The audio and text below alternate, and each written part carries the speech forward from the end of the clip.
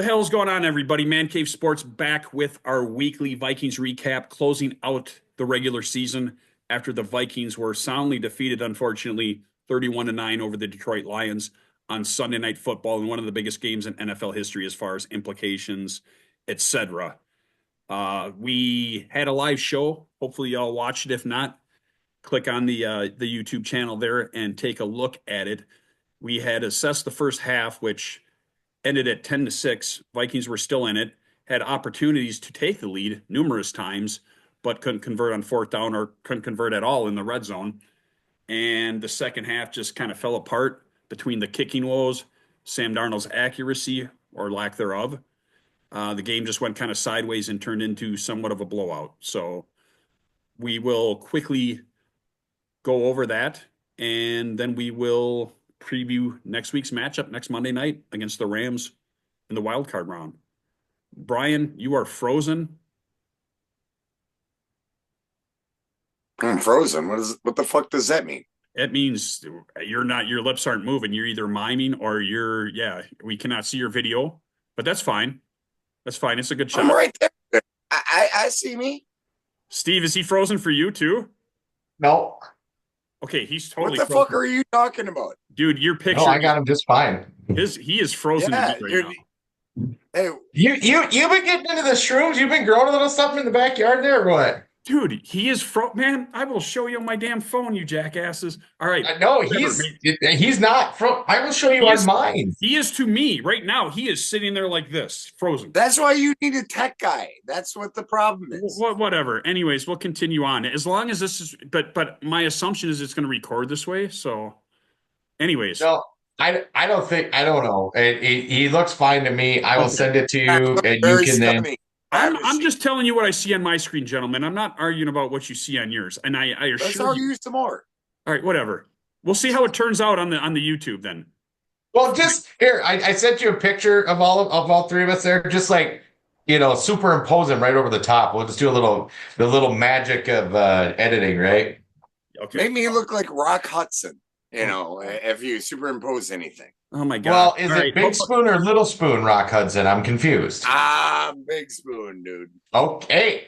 I don't judge. It's okay. He's pitching, not catching. Hey, anyways, don't ask, don't tell. All right. Don't ask, don't tell. All right, Mr. Clinton. Anyways, back to the Vikings before we lose all of our viewership. Steve, what did you think of the second half? How things went apart, etc. This one kind of feels like the victory that we had over the Bears. Okay, in which we beat the Bears by 18 points, but it didn't feel like it. We lost to the Lions, 31-9, but it didn't, like, it was all self-inflicted stuff, right? It was like we didn't convert in the red zone. We couldn't kick the ball. Two of our three facets of the game weren't working. Our offensive line looked the worst it's looked in a long time, giving up, 25 pressures. I mean, Sam Darnold hasn't seen that many pressures I don't think since last season. That was the same amount of pressures he had in 4 and 5 games for him, combined. So, I mean, it was still, though, with those problems, it was 17-9 at the end of the third quarter, right? I mean, it was 17-9 at the end of the third quarter. We were still in the game. We were one score down, and it really wasn't until the defense wore out in the fourth quarter. When we look at the team stats here, when I'm taking a look at time of possession, they held the ball 13 minutes longer.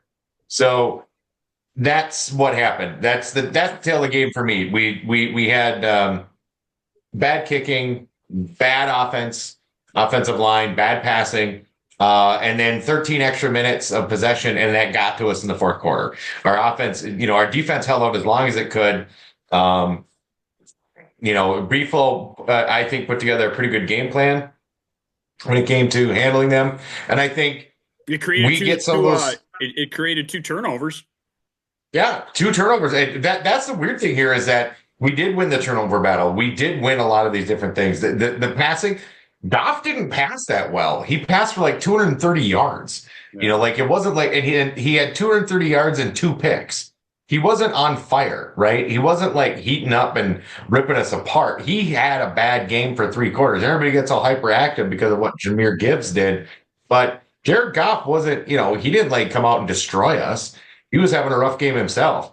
He threw, he gifted us back into the game. Jared Goff kind of looked like old Jared Goff for most of the night, where, like we saw when he was with the Rams, where he'd throw up a couple, just let him go get them. He did that. He threw up that Hail Mary ball out of the end zone to Harrison Smith, that stupid one that got tipped to Ivan Pace. I mean, he gifted it back to us. And like I said, he didn't blow us up for 350 yards passing or anything like that. And it was 203 yards. He was lucky Gink didn't pick six him either, because that's the other part of it, is that 17-9, Gink gets that.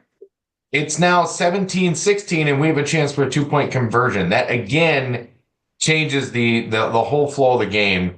And now you re-energize your defense and everything else. So, the score didn't look good, but at the end of the game, but through 3 quarters, I think it was just it was really self-inflicted. I didn't feel like they came out and they whooped us. You know what I mean? Like, Yeah. like I thought from the outset, we could be down. I said we could be up, and we could just very well be down 21-7 at halftime or something like that, not 10-6. So with four blown red zone opportunities. So yeah, my recap of the second half of the game, the defense just wore out. Offensive line and the passing game let us down. The run game was fine. The passing game let us down. That was my feeling. And speaking of Gink, props to his 3-year-old son for giving him shit for not intercepting that. I don't know if you guys saw that today. I saw that was adorable. He would have caught that, huh, buddy? Yeah, Dad. That was Loved awesome. We love you, Gink. Hey, I campaigned a week or two ago for you for Defensive Player of the Year. So. Oh yeah, you and I were all over Twitter like DPOY. Yep. So, be naughty. Well, my concerns, I mean, it's blatant what my concerns were. Sam holding on to the ball too long. Offensive line not getting them in any time. Aaron Glenn, you got to give it to him. He's going to be the head coach for the New Orleans Saints. Mark my words. He's got a relationship there. He earned everything that game, man. He made everything uncomfortable. He watched film. He knew what to do. And Zadarius Smith doing that to us too. I would rather not it be that guy. Yeah. But, I listened to KOC yesterday on his press conference, and he made sure to say, hey, we had a bad day. I look forward to working with Sam all week long and to get him back on the right track. But I did see they did pan to him on the sidelines, and it was kind of like that New York Jets Monday night game where I'm seeing ghosts. That you people have to have faith. You got to be positive. I just, yeah, stop. You are not Brian Nostradamus. I'll tell you what, because you told me how many times during that game. We have receipts for that too. We do have receipts. We have receipts. You kept telling me, "Oh, Steve, be positive. We're going to win. Oh, be positive." Relax, you broke my heart, Brian. He was quoting Aaron Rodgers. Oh my God! Yeah, relax. You broke my heart. Well, you broke my heart, naughty. With your bullshit takes. But anyway, what I was saying is, let's give him some time. I didn't like when Cementhead and KOC met at halftime or at the end of the game. He says, "I'll see you in 2 weeks," and I didn't like the look on KOC's face. Oh. Let's see what they got. Where he's Let's not going to see what they got. Yeah, where he's not going to see him at the fucking dentist. Anyways, all right. So just looking at the spread here, looks like the Vikings are actually 1-point favorites as of right now, which I think it's a 50-50 game. Obviously, the Vikings lost, and we're talking about the Rams. Vikings lost earlier in the season, only losses being to the Lions twice and then the one game to the Rams. A game, by the way, Sam Darnold got face masked, which once again, he got face masked last week. Yep. we talked about making that referee the unsung hero, whichever which I can't remember if it was the same one, the jackass that didn't call the intentional grounding or for the safety, It might have been. or Yeah, maybe. same one that missed the damn face mask. But in the NFL, it's been proven time and time again. You can grab Sam Darnold by his face mask and get away with it. I think there was one person that got one out of about 5 or 6 this year. So hopefully they bring what's his name, Hockley's kid, good ref like his Yeah. father. Hopefully he's yep. Ed Hockley was a bigger badass than half the players that were on the field. Yeah, Anyways. I definitely. But Brian, any more concerns? We'll close out this game. All right. Well, I got so many concerns, and I've already talked about it. Sam holding on to the ball, that offensive line play, the play calling, the lack of sticking to the run game. If we would have stuck to the run, but KOC was just like absolutely like, hey, I'm going to do my thing here. I'm positive about this, and I think it'll be. I think this will be rectified. Let's see what happens. Hey, we're not winging it. We're seeing what happens, Mr. Steve. We're seeing what happens. Oh, he's being positive. He's being positive again after a slight. No, I checked myself. After slightly going to the dark side of the force. I'll just quick for me for the unsung heroes, and Brian, you just touched on it. The running game, I thought we abandoned it way too early. It was very successful. I know a lot of the yardage was attributed to Cam Akers' one long run. I believe it was 58 yards, but 57. 19 carries for 120 yards. That includes 3 by Sam for 10. So we averaged 6.3 yards a carry. We were running the ball effectively, but it seemed like we were committed to the pass. I mean, 19 rushing attempts and 41 passing attempts. So it was a 2-to-1 ratio. And to your point, Steve, it wasn't until the end of the game that it got lopsided, et cetera, to where they were probably forced to pass. I think we could have rushed the ball a little more. But I will give my unsung heroes, in a loss, unfortunately, to Cam Akers and Aaron Jones, because we were rushing the ball great. Should we meet Cement Head, Sam's dentist, in 2 weeks, hopefully KOC sticks to the rushing game a little bit more, because despite the 2 losses this year, I still think it's a beatable team. And as you guys know, in the NFL, beating the same team 3 times in 1 year statistically is a nightmare. So bring on the Lions. Steve, who is your bad MFer? Well, in a game like this, on the offensive side of the ball, there's really, it was tough to find one over there. So I went to my favorite side, which is the defensive side of the ball, and we had plenty of good candidates. Ivan Pace had a pick. Harrison, the Hall of Fame Smith, he had a pick. The hitman had that one right out in center field. The old man still got it. Grenard I was so proud of my son Aiden. He goes, "That's Jared Allen," because Grenard got that sack by reaching around the lineman to get Goff and pull him down. It was just like Jared Goff's just like Jared Allen's when he got old Eli up there in New York. So I mean, that was a cool one too. But my favorite though today, my bad MFer for that game is definitely the one, the only, the Gink. The Gink made Gibbs stink, at least on the one play, right? We did see get a burn, but that when he came through, Gink has got to be just a monster in the film room. How he studies to know these plays when they're coming out, because he got to Gibbs at the same time as the ball and textbook tackled, stuck his shoulder pad right into that xiphoid process on Gibbs. And Gibbs, I think, was probably tasting whatever he had for lunch. That was a hell of a hit. That was a thrown up Dinty Moore beef stew, stick him in the ground hit. That was good. And then Gink, 17-9.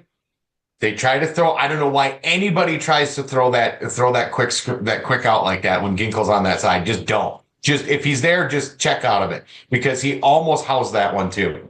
He hangs on to that. He's housing it. Now it's 17. Like I said, it's 17-16, and we're a 2-point conversion away from tying it at the end of the third. So Van Ginkel by himself, and Pro Football Focus named him the #1 havoc play maker of the NFL season. They stated havoc plays are pass breakups, sacks, interceptions, things like that. They named Van Ginkel. He said he had the most. He had 30 havoc plays over the course of the season. So he gets, and again, like we talked about, we tried to campaign for him, DPOY. Him and Grenard, we're going all over Twitter because these guys, Van Ginkel is a game changer, that's for sure. Oh, one sad note. It was the first game we lost with Blake Cashman. Yes. Throwing that out there. Moment of silence. Moment of silence. Thank you. And if we were in Detroit, some assholes would probably yell, Vikings suck, like they did for the national anthem. But my cousin-in-law there, Brett, that we had on the other day, the super fan, he did actually go to the game. I sent you guys a picture that he took from the field. And so he was living his best life. So I can, appreciate his joy after suffering through how many decades of Lions ineptitude to finally see them get the number one seed. So yeah, I'm not going to paint all Lions fans, especially they're excited they have had success. I know there was some stuff with the Vikings, etc. But hopefully, they can clean up the reputation because it's starting to get a little Philly-esque. That was gross. Stuff that happened Sunday, and like I said, Brett's a good guy. Brett's a friend of the show, the program. Brett's a good fan and a good dude. So, like I said, I don't want to paint a picture because, really, can anybody be any worse than the Philly fans? We would say possibly Oakland, but those dumbasses couldn't keep a franchise to save their life. That's why I think they're losing their baseball team too. So, they're playing Sacramento.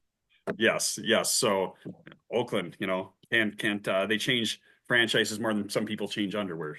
But anyhow, let's move on to the matchup next Monday night. And first and foremost, what we'll talk about is the location of said matchup.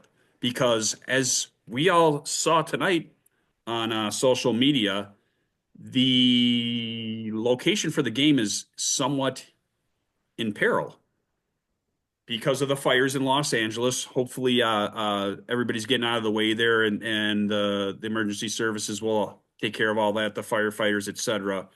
But the air quality in the LA area is ridiculous right now, and it will probably postpone at least some sports. I know I think I seen something the Lakers play tomorrow night. They're thinking of moving that game or canceling that, or not canceling, but doing something different. But there is a concern now with the game next week.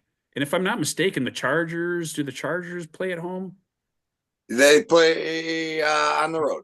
Okay. They're a wild card because the Chiefs won the division. Okay, yep.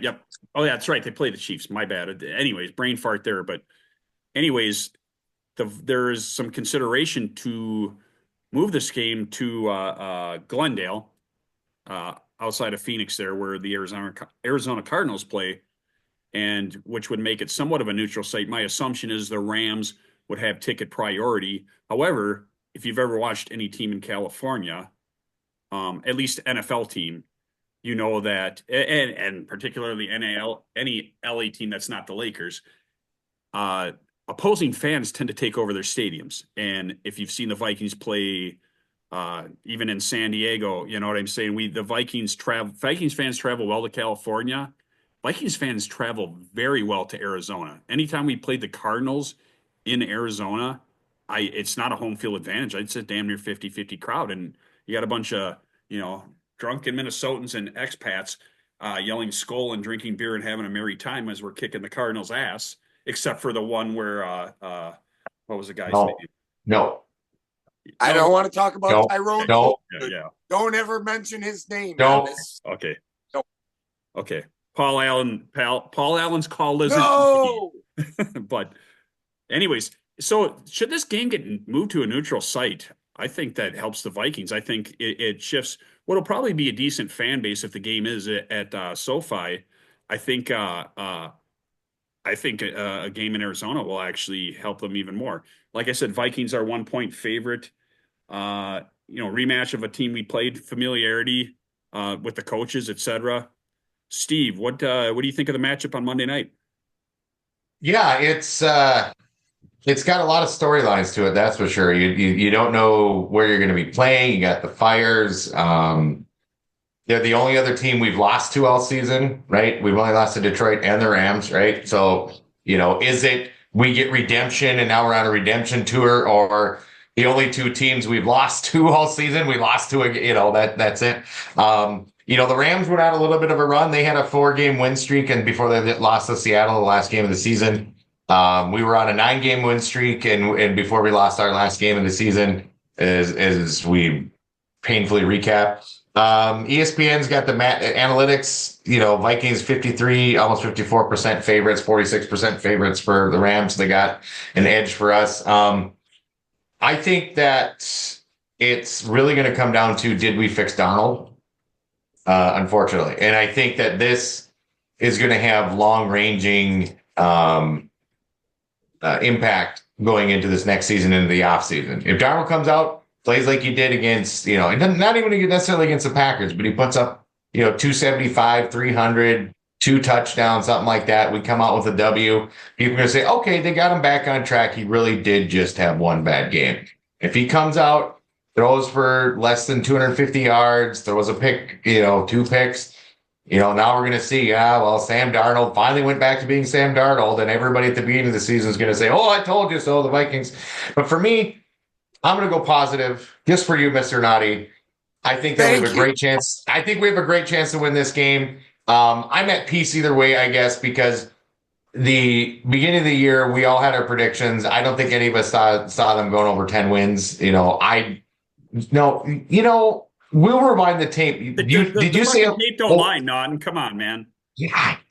So I think most of us figured they'd be fighting for a wild card spot.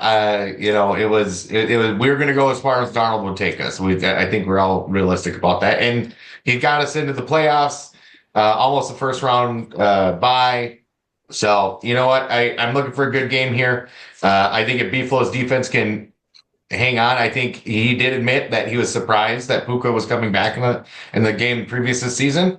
He said he was surprised and they had to scramble to make it. But I think that now that Buffalo's got it, I think that we can handle it. And we know Matt Stafford's going to throw 1 or 2 balls right at Harrison Smith. He just loves to do that. So I've got a good feeling about this. It'll be close either way. I'm not thinking it's going to be a blowout. I think KOC is going to run the ball a lot more to try to keep things manageable. But I think we'll pull it out. But if we don't, I'm not going to cry about it. I'm not going to throw things. It's been a hell of a season, and so I'm at peace with it. I'm going to be positive. Skull. You naughty. I want Steve to say it. Say what? Naughty. Brian. All right. Here's what Brian Nostradamus. Nostradamus. I rub my temples looking You're at my not goblet. Nostradamus. I'm just telling you. You touched on that thing where Buffalo, he never makes excuses, man. Buffalo is like the MVP of this team, and I will stand on that. And if you guys don't agree with me, you're dumb. I didn't like that he said that we found out that Puka was playing 4 hours before and we've been preparing for it, blah, blah, blah, blah. I don't like my guy showing weakness. I hope he puts his money where his mouth is, and because that was weird. I have no doubts that I can kind of see like a 12 formation, Oliver and Hawk out there. I can see them running the ball a little bit more. We are a better team than them. It doesn't matter where they play. If we play in fucking SoFi, we play in Vegas, we play in Glendale, we play in Saipan, dude. It doesn't matter. We'll travel a little bit better. Night. Yeah, it doesn't matter.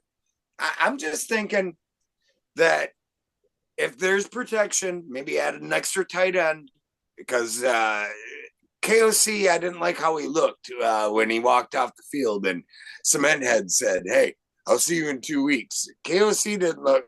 He looked pretty disturbed. I'd love them to run the ball a little bit more. I'd love them to maybe add the extra tight end. I like my chances here. I'm going to call a 31-21 Vikings victory. Michael. All right. Wherever. I like it. I'm feeling confident. I like Steve what you said. I mean, it's been a great season. You want to not get too down regardless of Sunday's game or even how Monday's game plays out. To me, it's just like a 14-3 season is a rarity. And as longtime Vikings fans, we were fortunate to have a 13-4 season 2 seasons ago, but getting seasons like that where you win 12 plus games is hard to do in this league. You remember back in 91, or I mean 91, 98, 2000. 15. Yeah, 2000, 2009. You know what I'm saying? You get That one. Yeah. And I'll be honest with you, to me, the 2009 season is the one that hurts the worst to me because I think we would have won the Super Bowl. I think we would have limped into the Super Bowl in 98. We would have kicked Indy's ass. Yeah. I don't know that the Vikings would have won had they beat the Falcons in 98 just because of the injuries that occurred in the NFC Championship game. Johnny Randall, a whole like 7 starters got knocked out of that NFC Championship game. But anyways, not to date ourselves and how freaking old we are. But yeah, I'm excited about Monday's game, regardless of where it's played. I'm excited about what the Vikings have done this season. It's been a great season. Sam Darnold, as much as people are getting down on him, should not be what he's accomplished this year should not be, sullied by one bad performance. It could happen to anybody. So, Skull Vikes, we'll see what happens on Monday, but I'm excited for it. I hopefully will do a halftime show like we did the last one. So, and something odd occurs or the game changes, I might even explore going there, which I already kind of looked into. So if it ends up in Scottsdale or maybe even Vegas, man, it might be I'll have to check with my boss. Oh, yeah, it's good. Anyways. Dude, if you do that, I might just say hell with it. I want to come too. Maybe, just saying maybe. Yeah, we'll see. We'll see. Let's just not put the cart before the horse, as they like to say, right? Mm-hmm. All right, gentlemen. Any closing thoughts? Yeah, fuck both of you guys. Oh wow! That's my clue. Wow. Okay. Now, see, that's not the positivity that we're trying to incorporate into the show, Naughton. We're trying to be a positive force and bring some pleasure and some enjoyment into people's lives. And then you go and drop F-bombs on us like that. I mean, come on now, man. While you're not wearing Vikings gear, you're wearing in Cleveland. Here, what is this? Who are you? Who are you? A Wild Thing there? Is that what we're trying to be? We're trying to be Wild Thing? Is this No, this is Skull. This is Vikings. This is what we're trying to do. And we're bringing the positivity. We said we enjoyed the season. And now you're dropping that. You just ruined all the good vibe. So you know what? I'm pulling a Naughton. What? No, I'm the first one to leave. What are you doing? Oh, wow. Fuck all right. Guys. Thank you, everybody, for watching. With that, we will end the show. Skull Vikings.